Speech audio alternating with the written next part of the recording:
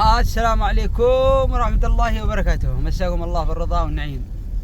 حييكم من محطة المفلحي، عمنا ناصر سعيد بن سعيد. ألف تحية لكم وألف سلام. معنا لكم بشرى يا أصحاب المفلحي،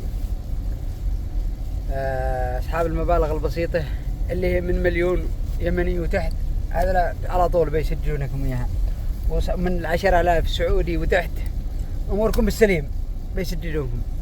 فتحوا مكتب خلف مستشفى السلام، مكتب هناك عليه نفس الشعار المفلحي هذا. بتروحوا لعندهم وسجل معلوماتك، كم لك فلوس وكم المبلغ. إذا هو مبلغ كبير فوق 20 بيعطونك 5,000 وبعدين بيعطونك دفاع.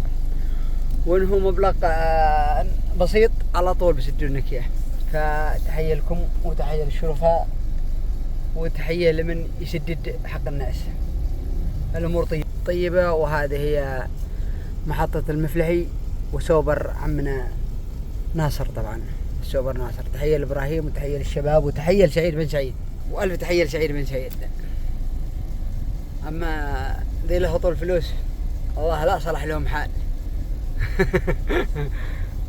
المهم معكم معلومات، عليكم التوجه إلى خلف مستشفى السلام وبس، أموركم باللبن.